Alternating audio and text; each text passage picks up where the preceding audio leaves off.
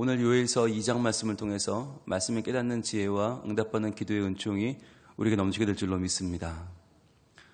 우리는 어제 요엘 선지자의 예언의 말씀, 하나님 주신 요엘 말씀을 시작했는데, 어제는 여호와의 날, 그 날이 과거에 우리에게 있었음을 떠올리게 했죠. 그것이 바로 출애굽 사건이었습니다. 출애굽 사건 때 하나님께서 10가지 재앙으로 이스라엘 백성들을 완악한 바로의 손에서 빼내셨는데, 그때 8번째 재앙이 메뚜기 재앙이었어요. 그래서 메뚜기가 정말 말할 수 없을 만큼 몰려와서 온 애굽을 완전히 초토화시켰단 말이죠. 그 순간에 바로의 마음도 무너지고 이스라엘 사람들의 마음은 야, 진짜 하나님이 계시는구나, 하나님이 일하시는구나 라는 걸 깨닫게 됐죠. 그 사건을 생각나게 하는 그 이야기였어요. 그러면서 하나님께서 그 여호와의 날에 우리를 구원하시고 우리를 도우셨던 것을 기억하라 라는 말씀이었는데, 오늘은 그 여호와의 날이 이제는 미래형으로 등장을 합니다. 과거의 날이었던 그 여호와의 날, 그 날이 미래로 등장하는데, 그 미래의 여호와의 날은 어떤 날인가, 근데 그 날을 맞이하는 우리는 어떻게 대비해야 될 것인가 같이 보도록 하겠습니다. 먼저 1절입니다. 시온에서 나팔을 불며 나의 거룩한 산에서 경고의 소리를 질러 이 땅 주민들로 다 떨게 할지니 이는 여호와의 날이 이르게 되면이라 이제 임박하였으니. 이렇게 나와요. 여호와의 날이 이르게 되면이라 이제 임박하였다. 아직 오지 않은 미래의 여호와의 날, 그 여호와의 날이 우리에게 다가오는데, 여러분, 여호와의 날, 욤 예호와라고 하는 이 날이 어떤 날이에요? 욤 예호와는 심판의 날인 동시에 구원의 날이라고 했습니다. 심판의 날이면서 구원의 날. 그러니까 하나님께서 이 땅의 모든 역사를 끊어버리시는 날, 하나님이 이 땅의 모든 인류의 날들을 이제 여기까지다라고 하는 날이죠. 여러분, 사람이 열심히 공부하고 사업하고 열심히 관계 맺고 살아가다가 어느 날 몸이 좀 이상한데? 라고 병원에 갔는데 3개월밖에 못 삽니다. 딱 이런 이야기를 들었을 때 얼마나 황당하겠습니까? 얼마나 황망하겠습니까? 야, 정말 내가 할 일이 이렇게 많은데, 난 꿈도 있고 나는 소망도 있고 난 이렇게 지금 스케줄이 꽉 차 있는데 3개월밖에 못 산다고 그랬을 때 그 사람 마음은 어떨까? 여러분, 그런데 인류가 그렇다는 거예요. 우리의 삶이 그렇다는 거예요. 우리의 생각은 영원히 살 것 같고, 영원히 우리의 삶이 계속될 것 같고, 내가 많은 것을 할 수 있을 것 같지만, 그러나 우리에게는 한계가 있다. 여러분, 한계라는 걸 알게 되면 그때부터 어떻게 살게 되나요? 3개월 후면 죽습니다. 그러면 사람이 사는 게 달라집니다. 이 전까지 살던 삶과는 전혀 다른 삶을 살게 되죠. 모든 것을 생각하는 가치가 바뀌게 되죠. 이전에 악착같이 정말 남의 눈에 눈물 흘리면서 피눈물 흘리게 하면서 자기가 그렇게 자기의 인생을 갉아먹고 남 해코지하며 살던 사람이 그렇게 살 수가 없는 거죠. 그게 다 부질없다는 걸 알게 되니까요.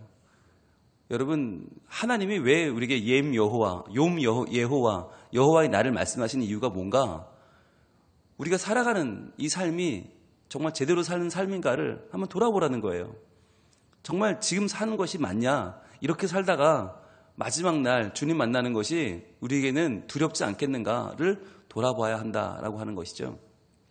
그래서 요엘이 지금 하고 있는 역할이 뭐냐?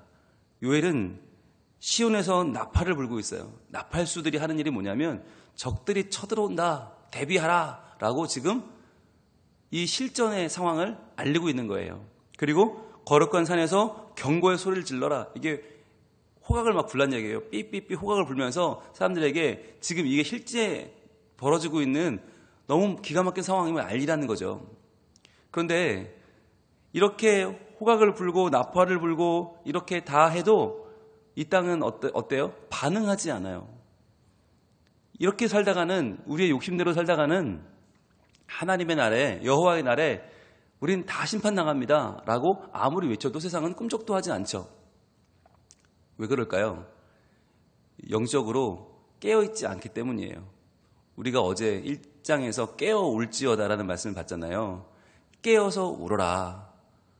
즉, 하나님의 사람들은 이 땅을 살면서도 어디에 깨어 있어야 되는가?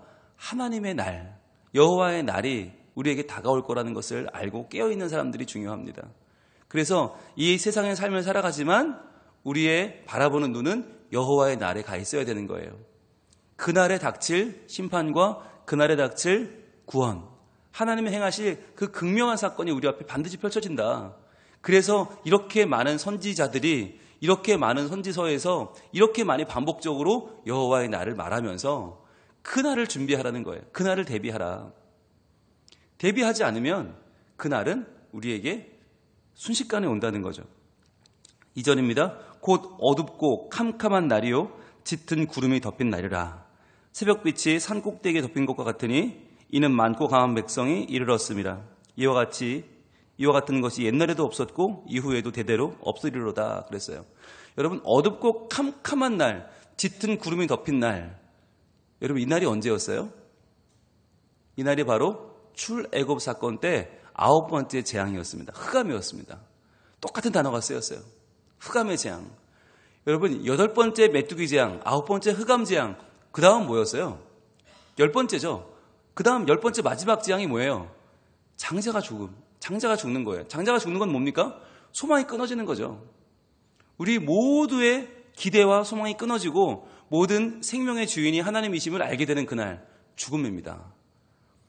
지금 요엘은 출애굽기 시절에 나타났던 메뚜기 재앙에 이어서 흑암을 이야기합니다.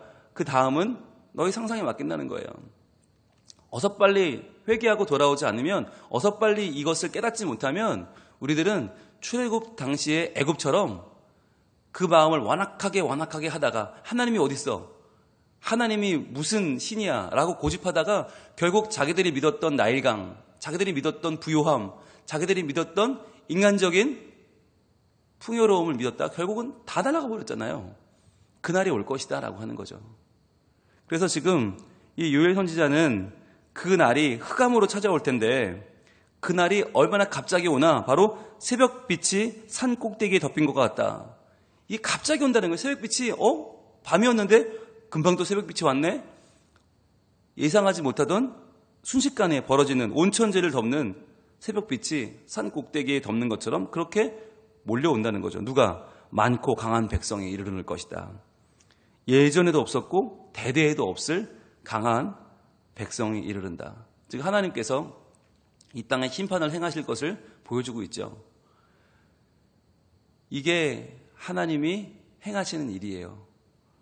그것은 우리에게 두려운 일이고 그것은 우리가 감당할 수 없는 일입니다. 그 날을 미리 예비하지 못하면, 그 날을 대비하지 못하면 누구도 그 날에 자유로울 수 있는 사람은 아무도 없습니다.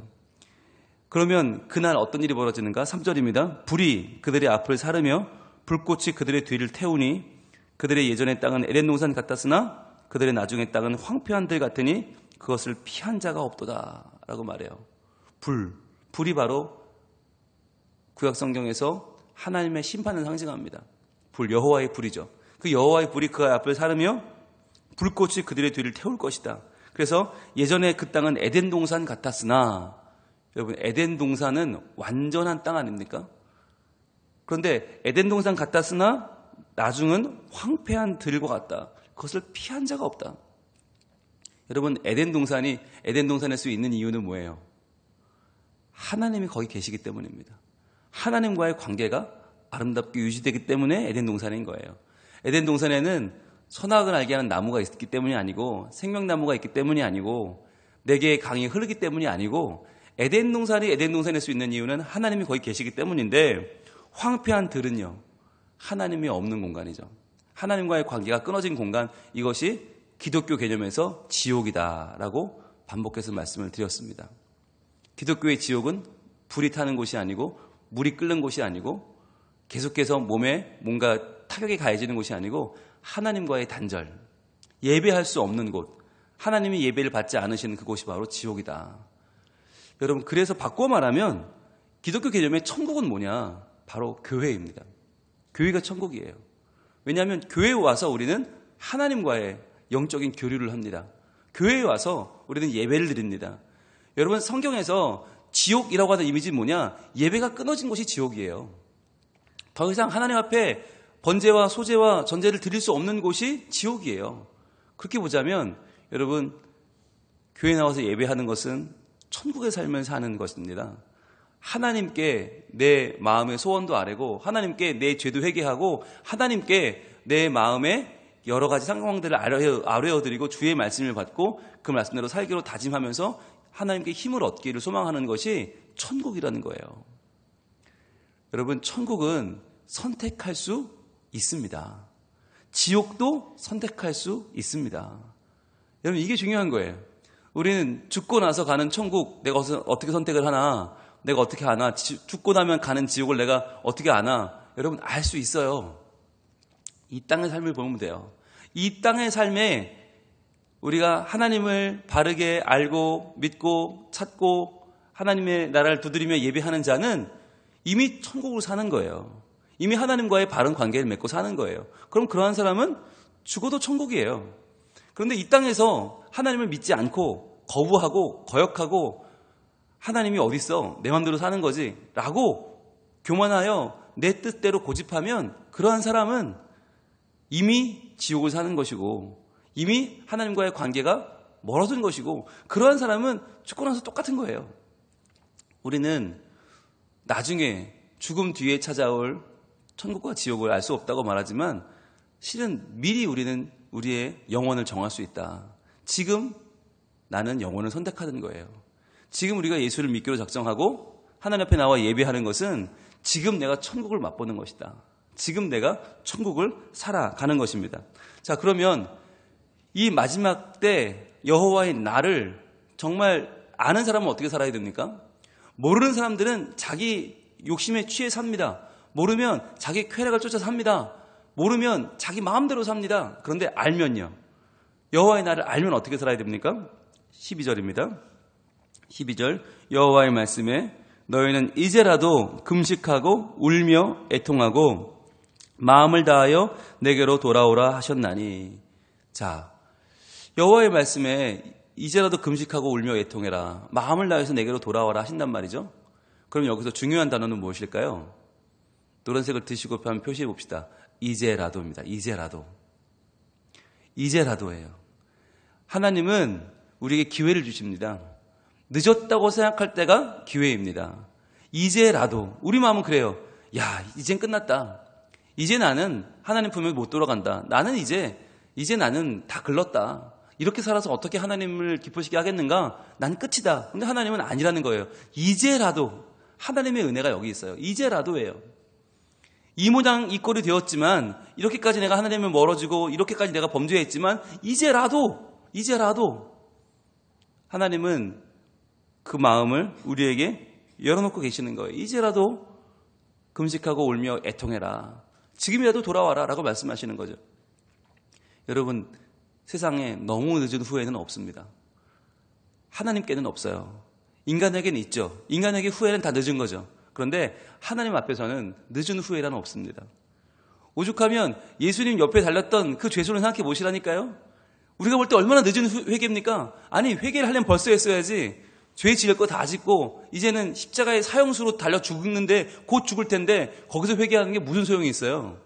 그런데 하나님 앞에서는 그게 이제라도가 된 거예요. 이제라도 네가 나를 구세주로 알고 이제라도 네가 나를 의지했으니 내가 너를 이 시간에 오늘부터 내가 낙원에 너와 함께 있겠다. 예수님 말씀하시잖아요. 그게 은혜인 거예요. 그래서 우리가 하나님의 사랑과 하나님이 주신 기회를 이제라도 붙잡으면 하나님은 우리를 놀라운 은총 가운데로 인도하신다는 거죠. 그러면서 13절입니다. 너희는 옷을 찢지 말고 마음을 찢고 너희 하나님 여호와께로 돌아올지어다.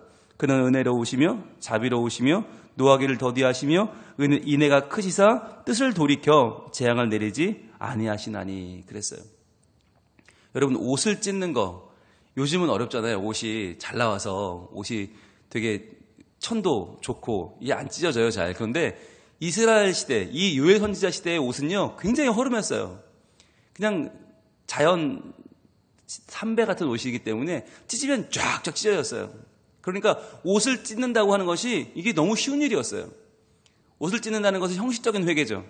옷을 찢으면서 내가 하나님 앞에 회개합니다. 그건 너무 쉬웠어요. 그런데 하나님 그거 하지 말고 마음을 찢어라. 너희 마음은 하나도 지금 이만큼도 움직이지 않는데 왜 옷을 찢고 그런 퍼포먼스를 하냐, 왜 그런 쇼를 하냐, 하지 마라 하시는 거죠. 그러면서 옷을 찢지 말고 마음을 좀 찢고 너희 하나님 여호와께로 돌아올지어다. 마음을 찢는다는 말은 뭘 찢는 거예요? 내 욕심을 찢는 거예요. 내 아집을 찢는 거예요. 내가 지금까지 완곡하게, 내가 아주 지금까지 완악하게 붙잡아왔던 나만의 생각들을 이제는 내려놓고 그걸 찢으라는 거예요. 여러분, 하나님 앞에서 자기의 주장을 하는 사람만큼 머리 속은 사람은 없습니다. 하나님, 내가요 이제까지 살아보니까 말이죠, 인생은 이런 것 같습니다. 하나님, 제가 말이에요, 제가 왕년에 말이죠, 이런 얘기 하는 분들이 너무 많아요. 아무런 의미가 없습니다. 하나님 앞에서 우리는 마음을 찢고 하나님께로 돌아와야죠. 여러분, 이게 중요한 순서인데요, 마음을 안 찢으면 돌아올 수가 없어요. 우린 돌아오는 건 좋아하는데 마음 찢는 건 싫어해요. 회개하라고 그러면 기분 나빠해요. 내가 무슨 죄인이냐고, 왜 교회만 나오는 날 죄인 취급하냐고 기분 나빠해요. 그런데 마음을 찢지 않으면 돌아올 수가 없죠. 내 마음 자체가 욕심 덩어리고 내 마음 자체가 죄 덩어리인데 그런 욕심과 죄와 그런 못난 모습 가지고 어떻게 나옵니까? 못 돌아오죠. 지금이라도 마음을 찢고 회개하고 나오면 그는 은혜로우시고 자비로우시고 노하기를 더디하시며 은혜가 크시사 뜻을 돌이켜 너희에게 재앙을 내리지 아니하실 것이다. 이것이 하나님이 우리에게 지금 이 말씀을 주고 있는 이유죠. 그날은 반드시 오지만 그러나 회개하는 자에게 그날은 심판의 날이 아니라 재앙의 날이 아니라 구원의 날이 될 것이다. 14절입니다. 주께서 혹시 마음과 뜻을 돌이키시고 그 뒤에 복을 내리사 너희 하나님 여호와께 소제와 전제를 드리게 하지 아니하실는지 누가 알겠느냐라고 하는 거죠. 자, 하나님은 마음과 뜻을 돌이키시는 분인데 마음과 뜻을 돌이키신 다음에 뭐예요? 우리에게는 복을 주신다. 여러분, 놀라운 거죠.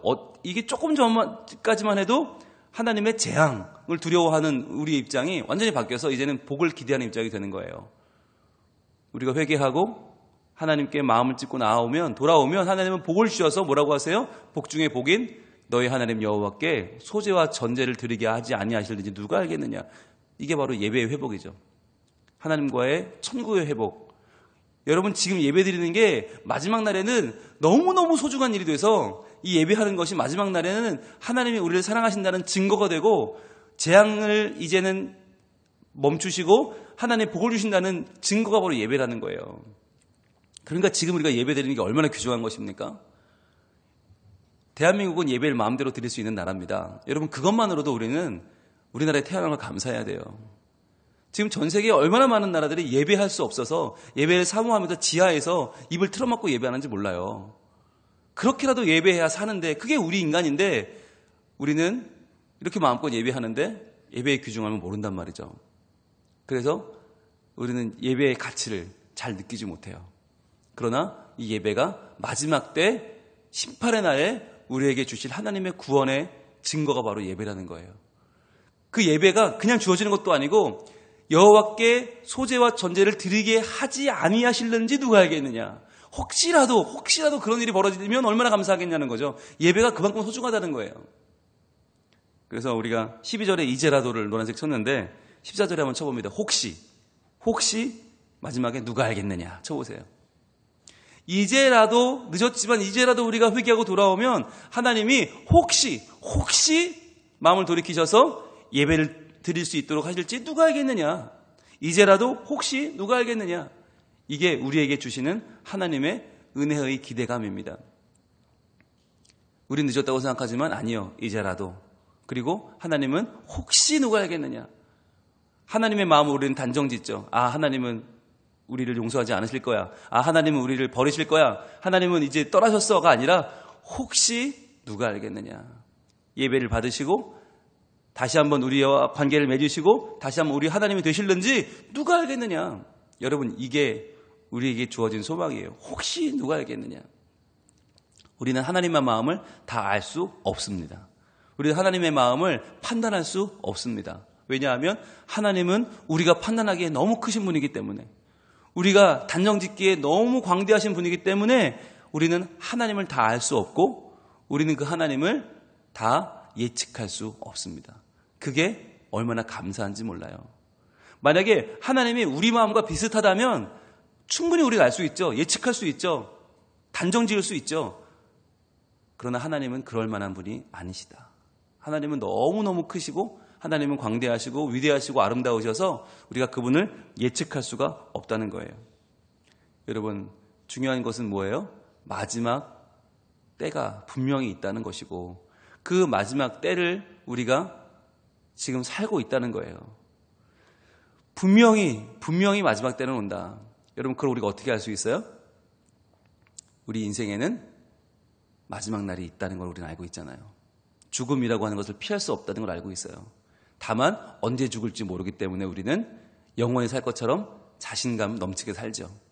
그러나 마지막 때가 다가오면 누구나 겸손해지고 누구나 그 마음이 다급해집니다. 여러분, 그 날이 우리에게는 예정되어 있습니다. 그런데 중요한 건 그 날을 그때 가서 후회하며 사느냐, 지금부터 그 날을 사느냐는 차원이 다른 일이죠. 지금부터 내가 하나님과의 관계를, 복된 관계를 만들어 가는 것, 지금부터 나의 예배를 소중히 여기는 것, 지금부터 하나님의 은총을 내가 기대하며 감사하며 누리고 사는 것, 이게 중요한 거예요. 내 마음대로 살다가 세상 거 다 누리며 살다가 욕심껏 살다가 남의 눈물에 피눈물 흘리게 하며 살다가 마지막 때에 가서 이제라도 혹시 알겠느냐 이러며 돌아오는 인생이 아니라 지금부터 말씀을 받은 인생은 달라야 한다는 거죠. 지금부터 하나님의 말씀을 받은 인생은 그 삶이 달라야 된다. 그래서 우리가 어떤 역할을 해요? 그날에 가서 땅을 치며 후회하는 인생이 아니라 지금부터 이 하나님의 말씀을 알려주고 이 신호를 알려주고 전하는 인생이 되어야겠죠. 우리 주변의 사람들에게 하나님의 음성을 들려주고 하나님의 날이 있음을 이야기해주고 그분은 우리에게 돌아오기를 원하고 계십니다. 이제라도 돌아오십시오. 함께 우리 주님 앞으로 나아갑시다. 회개하며 이제는 우리의 지난날의 죄악들과 지난날의 어두움을 회개하고 나아갑시다. 더 이상 미루다가는 메뚜기 재앙이 오고 더 미루다가는 암흑 재앙이 오고 그 다음은 감당할 수 없습니다. 그 다음은 늦은 후회뿐입니다. 우리 하나님 앞으로 나아갑시다. 하나님 앞으로 돌아갑시다. 여러분, 이제 우리가 이 역할을 감당해야 되는 거예요. 이 역할을, 그 때를 말해주고 전해주고 주님께로 돌아오게 하는 사람들. 그래서 예배의 가치를 알고 예배 시간마다 하나님을 부르짖어 주님의 은혜를 받고 그 능력으로 오늘을 살아가는 사람들. 그래서 오늘의 가치를 알고 오늘 하루가 하나님 안에서 얼마나 귀한 날인지를 내가 살아내면서 그것을 증거하는 사람들. 하나님은 우리를 통해서 그 날이 다가옴을 전하게 할 것이고 이제 그 날은 우리 안에서 또 우리가 전하는 그 메시지를 듣는 사람들 안에서 그 날은 더 이상 심판의 날, 재앙의 날이 아니라 구원의 날이 되는, 하나님을 온전히 만나고 그분 안에서 은혜를 받는 복된 날이 될 줄로 믿습니다. 기도하겠습니다. 하나님, 요엘서 말씀은 참으로 두려운 말씀들이 많습니다. 마침내 찾아오는 그 날, 그 마지막 때에 대한 가슴 떨리는 선언이 있습니다. 그러나 우리에게 그 날은 심판의 날이 아니요, 재앙의 날이 아니요, 구원의 날이 될 줄로 믿습니다. 우리가 이제라도 회개하고 나아오면 혹시 하나님이 우리를 다시 회복시키시고 다시 하나님의 예배 가운데로 인도하실지 누가 알겠습니까? 하나님, 우리가 지금까지는 죄로 인하여 막막한 삶을 살았지만 그러나 이 말씀을 받았으니 저희들이 새롭게 눈을 뜨고 믿음으로 하나님 앞에 나아가기를 원합니다. 회개하며 마음을 찢으며 나아가는 우리를 하나님 받아 주시옵소서. 그리하여 우리가 이 땅에서부터 천국의 삶을 살아 하나님과 동행하는 삶을 살게 하시고 하나님의 말씀대로 살아 마지막 날에 우리가 주님의 은총 가운데로 걸어 들어가는 기쁨과 만족을 누리게 하여 주시옵소서. 주님, 다가올 그 여호와의 날을 우리가 알려주고 경고하고 그것을 선포하는 삶을 살기를 원합니다. 하나님, 우리 주변에 아직도 믿지 않는 많은 사람들, 우리의 가족들, 친지들, 이웃들에게 복음을 전하게 하시고 하나님, 우리 아버지의 놀라운 사랑이 얼마나 크신지 이제라도 혹시 누가 알겠느냐, 하나님께서 우리를 받아주시고 우리를 삶을 열어주시고 놀라운 하나님의 자녀가 되게 하실 줄로 믿사오니 저희들 내가 먼저 믿어 복을 누리고 하나님과의 관계가 회복되고 이 은혜를 전파하는 하나님 사람으로 살아가게 하여 주시옵소서. 오늘도 우리와 함께 하시는 주님을 찬양하오며 오직 주님께 우리의 모든 것을 맡겨드리오니 하나님 우리를 온전케 하여 주시옵소서. 예수님 이름으로 기도합니다. 아멘.